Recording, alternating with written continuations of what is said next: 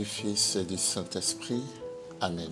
Le Seigneur soit avec vous et avec votre esprit. Grâce et bonheur à vous tous qui cherchez Dieu et qui nous suivez sur cette plateforme des Églises d'Afrique. D'où viennent les guerres? Depuis les années 2000, le nombre de victimes de guerre a augmenté de plus de 400%. Terrible constat. Frères et sœurs, il y a 50 ans, le fondateur des Petits Frères de l'Évangile, disciple de Charles de Foucault, se disait horrifié devant le tableau hallucinant de cadavres répandus dans ce monde prétendument civilisé. D'où viennent les guerres?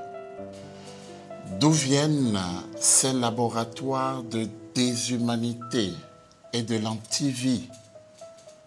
Le monde rejette Dieu. Le monde tourne le dos à ses paroles et s'enlise de plus en plus dans les vaines actions. Et la créature sans le Créateur s'évanouit. Lisons-nous dans le 36e paragraphe de Gaudium et Spes.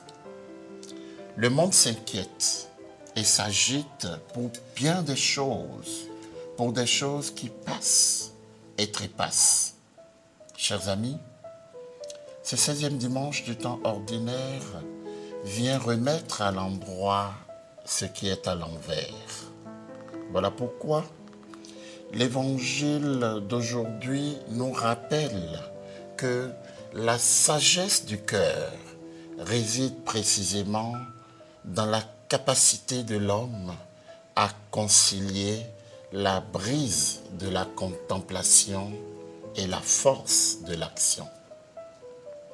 La contemplation sans l'action n'est que rêverie et fuite.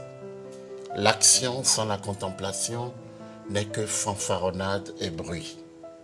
Frères et sœurs, si nous voulons goûter à la joie de la vie dans sa suavité et dans sa plénitude, osons conjuguer ces deux attitudes indissociables et combien efficaces dans leur complémentarité.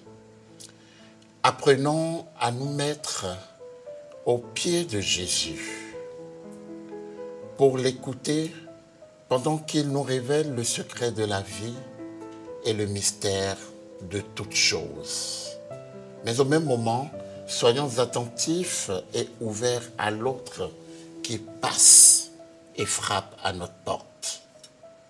Pour nous, chrétiens, l'hospitalité n'est pas une option, c'est un devoir d'humanité et un impératif identitaire.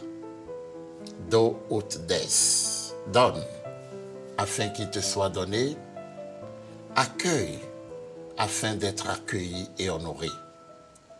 Chers frères et sœurs, la scène de Béthanie est un chemin de vie et d'espérance que nous devons emprunter en réveillant en nous nos deux hémisphères intérieurs, notre Marthe et notre Marie, notre silencieux recueillement et notre pieux service.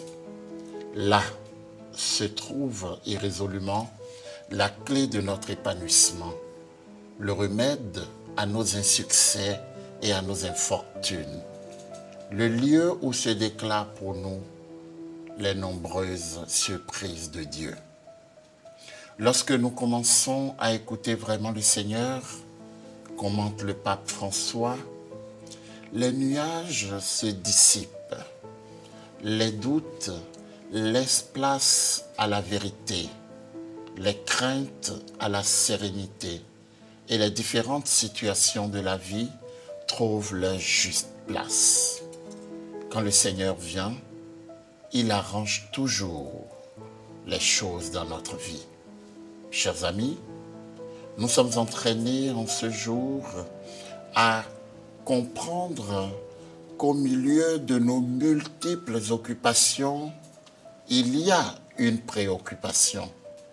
Il existe une meilleure part à laquelle il faut accorder la première place. Tout le reste vient après comme un ruisseau qui coule de sa source.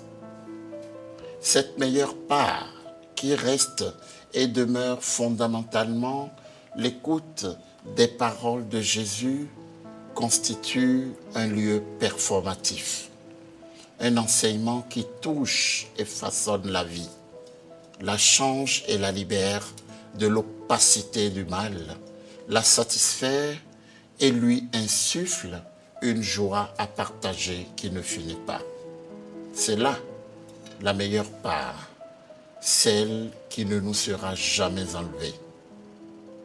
Sois favorable à tes fidèles, Seigneur, et dans ta bonté, multiplie pour nous les dons de ta grâce, afin que, brûlant de charité, de foi et d'espérance, nous soyons toujours vigilants pour garder tes commandements.